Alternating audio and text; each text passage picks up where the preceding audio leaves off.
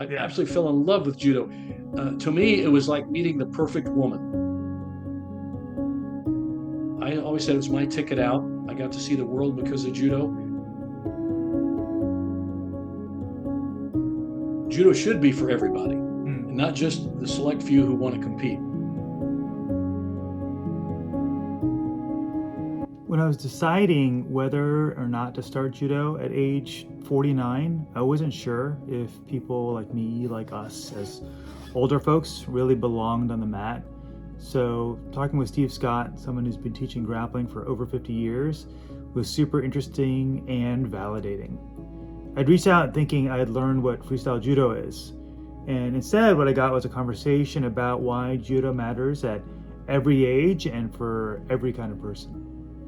I was the kind of the driver behind it, but the freestyle judo, it's actually just a set of contest rules. It's not a different style of judo. There's only one judo, Kodokan Judo, founded by Jigoro Kano.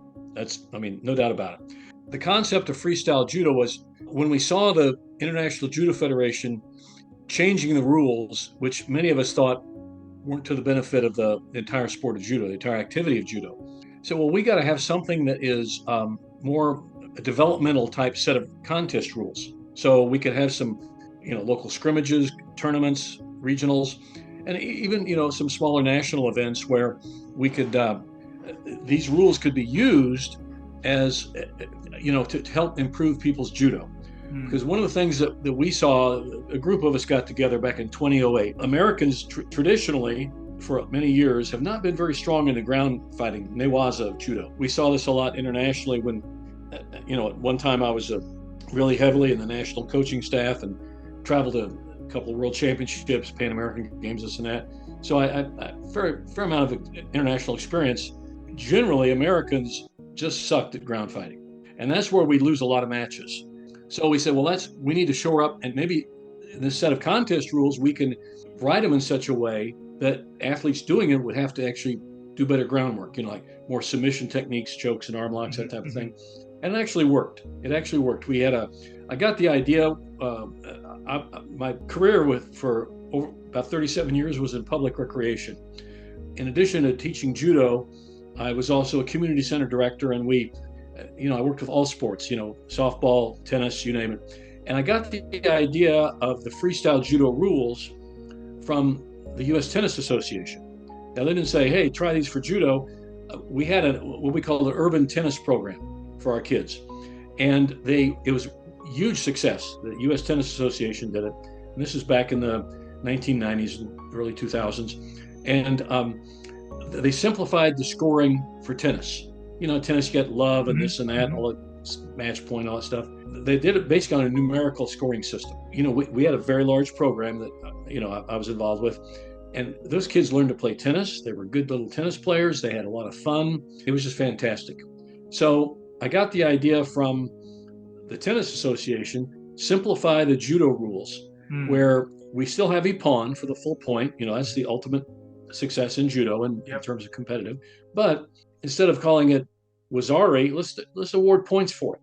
And that's what we did.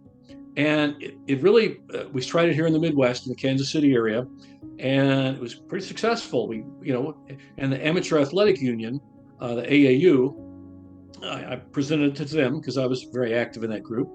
And they said, yeah, give it a shot. We'll sanction these tournaments. And we did.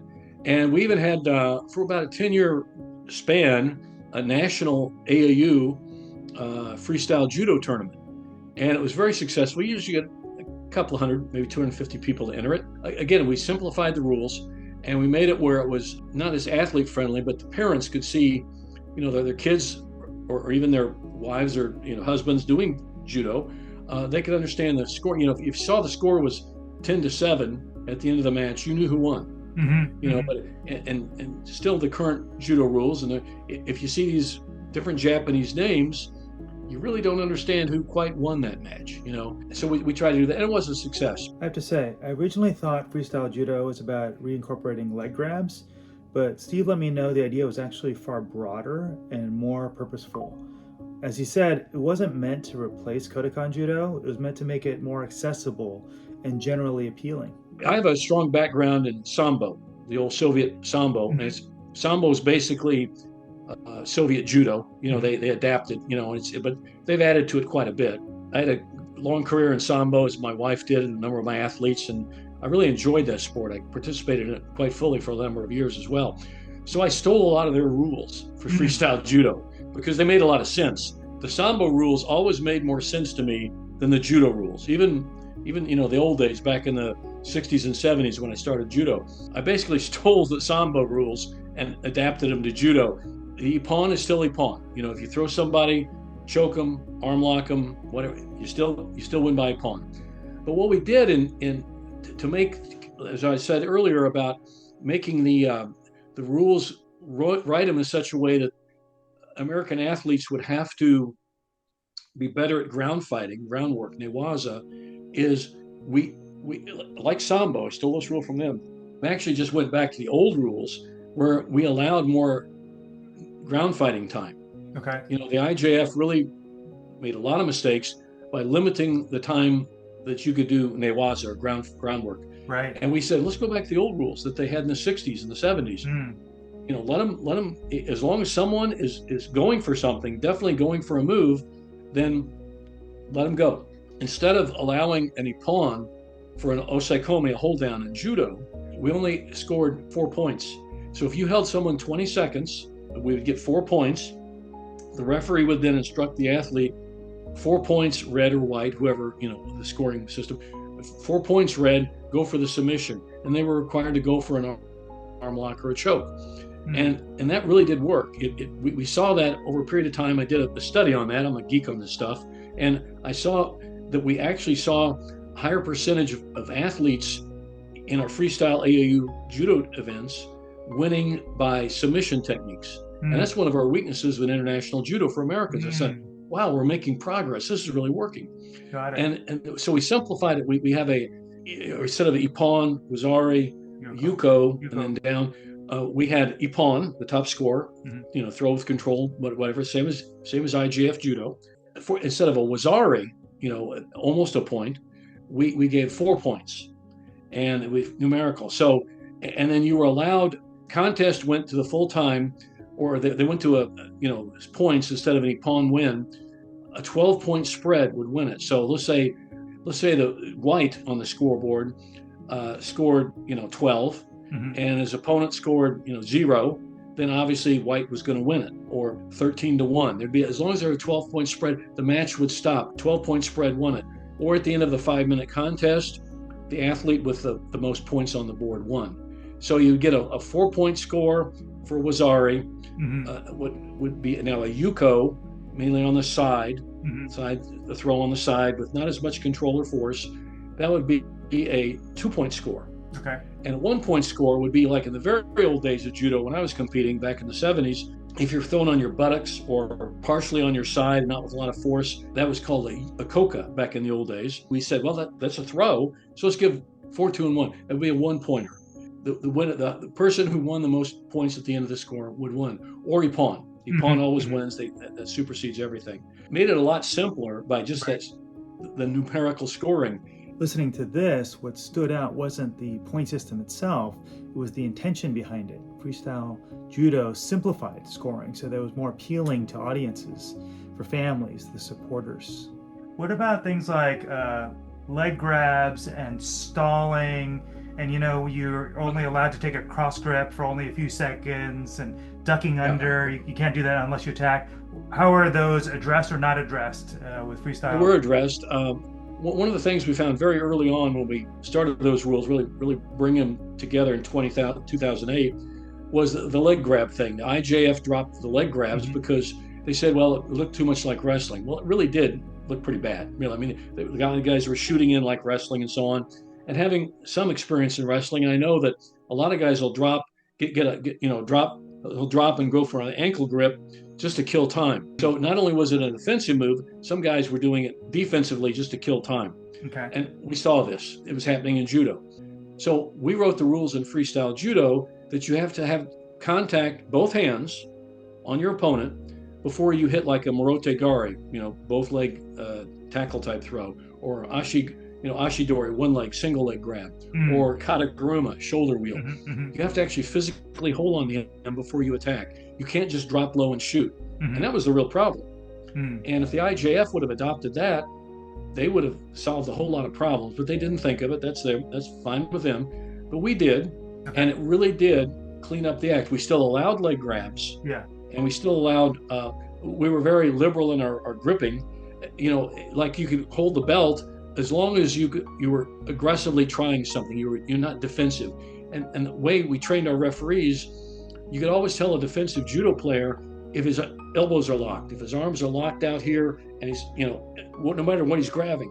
And we saw as long as he was actually trying to pull and control, let him have the grip. If you want to do 2-on-1 on lapel and sleeve for Hmm. Hmm. the entire match and you're attacking with it, it's a legitimate grip. Yep. It's been used for years in judo. So we allowed that. So we really, loosened up the rules on gripping so that they made more common sense. But the big thing was the leg grabs and all that. We still allowed it, still have the full range of judo, but you had to actually hold on to your opponent first. And that really made all the difference in the world. And it stopped all that. It really was, aggravating. You see somebody just from, 6 feet out, just drop low and shoot. That's Hmm. not good judo. I mean, I totally agree with the IJF on that. Okay. For me, a takeaway here was how much more accessible judo becomes when newaza isn't rushed. When you're older, you're not always the fastest person on the mat, but you can still learn and apply techniques if you're given the time. And then what really shut us down was COVID. COVID just knocked, like everybody else, it knocked Right. us on our butt. Sure. And as we just didn't pick it up after that too much. The thing was that after COVID, we really didn't pick it back up that strong again. We've got freestylejudo.org, org. Go to there. I think the rules set that. Sometimes things lose momentum, not because the idea was wrong, but because life happens. COVID, energy shifts, interests wane. That doesn't mean that the concept or the principles behind it were any less meaningful. But the part of our conversation that really resonated with me, and I think will resonate with any older person, was when Steve talked about who judo is really for. You're getting into a very interesting topic because I'm a firm believer that judo is more than simply a sport. Mm-hmm. Jigoro Kano was a genius Mm-hmm. when he founded judo as a young man in 1882, and he developed a good staff of people who took Kodokan Judo. It's an amazing activity. It really is. It's one of the most amazing activities God ever invented, or that let man invent. As an older guy like you, starting judo, if you don't want to compete, nobody should make you compete. One of the things that, in my opinion, my humble opinion, and I've been doing this for 60 some odd years now, one of the reasons a lot of people don't do judo in the United States is because they'll sign up for a judo club, say like you, okay, Mm-hmm. at your age in your late 40s. And there are a lot of judo, unfortunately, too many judo clubs that say that they won't overtly tell you this, but you're not very welcome because you can't compete. Mm-hmm. They teach it only as a competitive sport. To me, that's a huge mistake. Mm-hmm. Huge mistake. The country of France, which is one of the leading powers in competitive judo in the world, Right. they rival Japan. They have almost 1 million people doing judo in France. What are 45 million people in the whole country? So that's a significant population of people doing judo. Why is that so important? Because maybe 20% of the people in their judo program actually compete. The other 80% don't. Those 80% are the ones really supporting the 20% who do. Mm-hmm. And they're enthusiastic about it. They teach judo for everyone. I have a 68-year-old gentleman who takes judo with me. He's been with me for some time now. He has a blast. He shows up every Tuesday for his practice, and some Fridays when we have Fridays as well. And he's enthusiastic. I'm not going to ask him to compete. Just show up. I'm glad to have you on my mat. I want to teach you judo. And the same with my other students. And I was always that way. Even when I had very strong competitive teams over the years that I coached, I always included people. I never excluded people. That was my whole thing the whole time. I would have extra practices for the boys and girls, the young men and women who wanted to compete and won the national, international tournaments. Many of them did. But I always made sure they had extra practices and I didn't exclude anyone from training in judo with me. I had regular practices for the public, just standard good judo, good Kodokan judo. And if you wanted to train harder, I'd say, well, we have these extra practices here and they're free. You could come in and do them. And that's how it worked for me. That worked for me quite well. And for the students, they're still teaching our competitive program. That's the way they run it too. That way, everybody should be in judo. And guys like you started at a later age, you have every bit as right to be on that mat as anybody else. One thing that I'll just end it with this. A number of years ago, a good friend of mine told me this. He had one of his athletes who was a very good national level judo player with this young man. My friend was older in years, my age, a little older than me actually, and this young guy was talking to him about their dojo, and so this younger coach, this younger black belt, he retired, and he said to the older coach, he said, "You're wasting your time with these kids. Half these kids are never going to be a national level player. You're wasting your time, and why do you even bother with them?" And my friend said to this guy, he said, "It's funny you should say that, because when you were a kid, you weren't one of those guys that was a natural.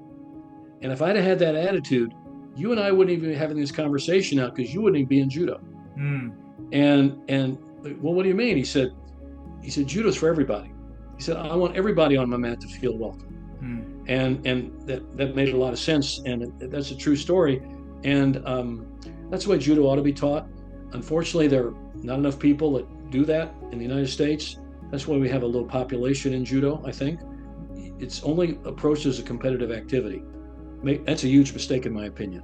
What advice would you have for people that are starting later in life, or maybe even coming back and returning to judo after a long break? Any general tips and advice given your long history and experience? Yeah, first, understand why you're coming back. You want to do it because you're fitness and fun and you want to enjoy it.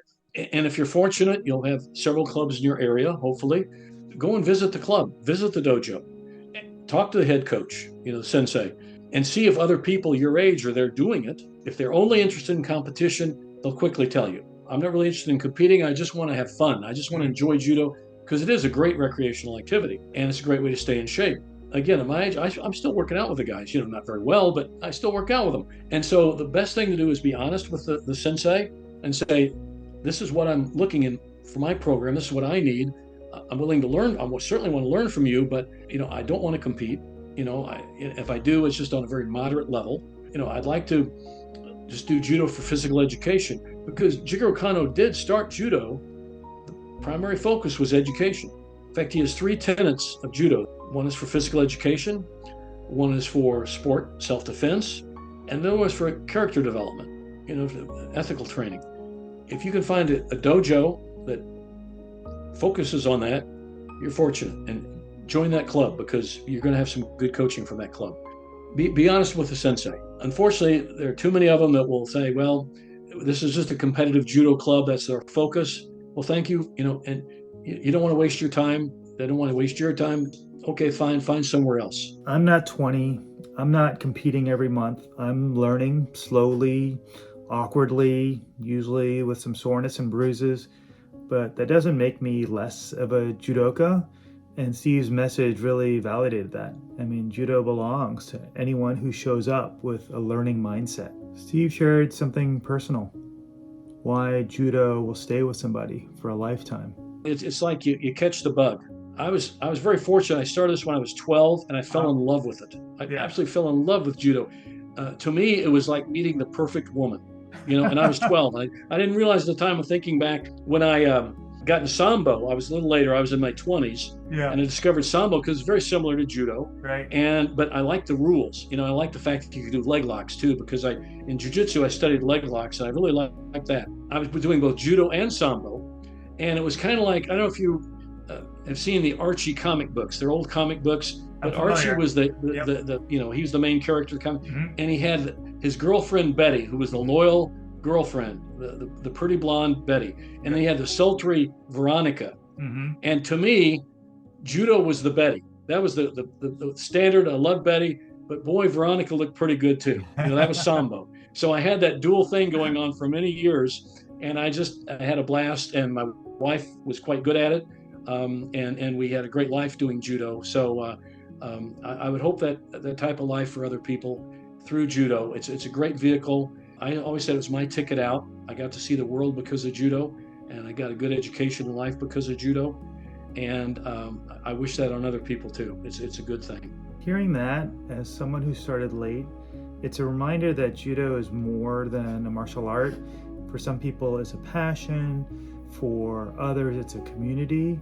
And for folks like Steve, it's been a lifelong companion and purpose. And what's fantastic is you can discover that at any age.